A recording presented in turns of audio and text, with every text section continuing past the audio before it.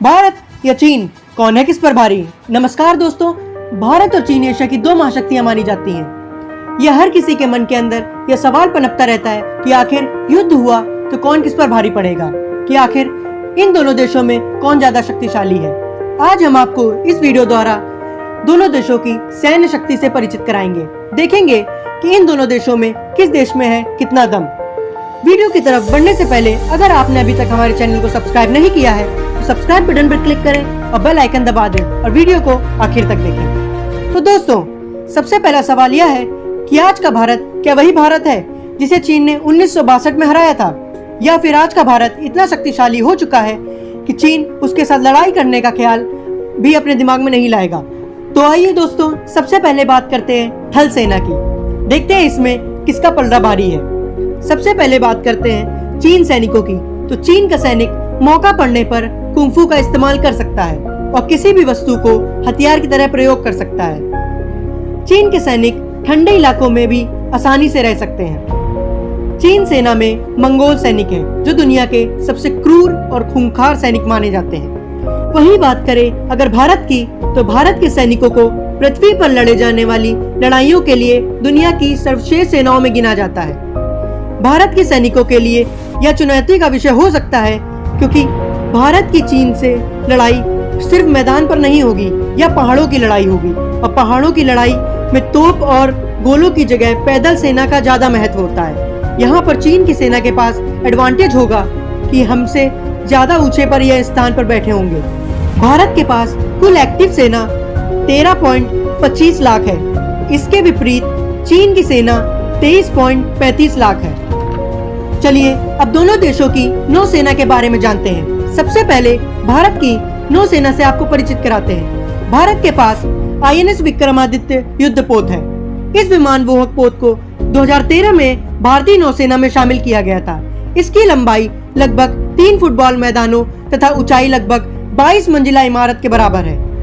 इस पर कामोन 31, कामोन 28 helicopter, MiG-29 के लड़ाकू विमान, ध्रुव और चेतक हेलीकॉप्टरों सहित 30 विमान और एंटी मिसाइल प्रणालियां तैनात होंगी, जिसके परिणाम स्वरूप इसके 1000 किलोमीटर के दायरे में दुश्मन के लड़ाकू विमान और युद्धपोत कहीं फटक नहीं सकते। विक्रमादित्य में 1600 लोगों को ले जाने की क्षमता है।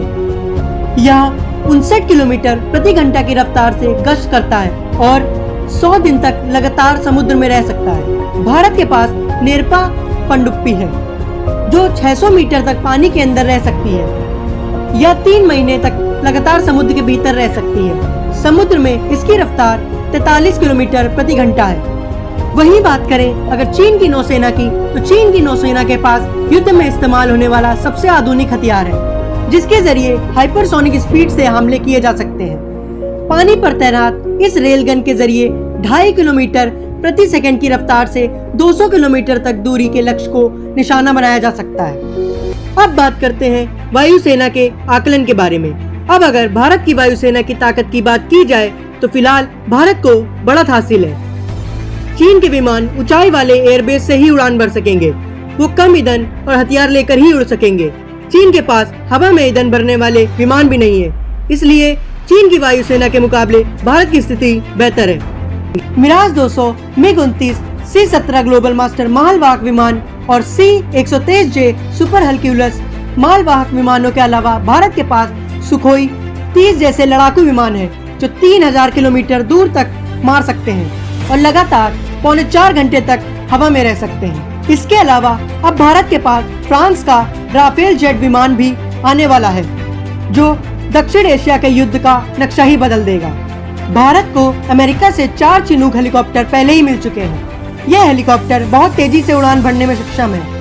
यही वजह है कि यह बेहद घनी पहाड़ियों में भी सफलतापूर्वक काम कर सकता है। भारत के पास ब्रह्मोस जैसी जबरदस्त मिसाइल भी है। इसकी रफ्तार 952 मीटर प्रति सेकंड की है।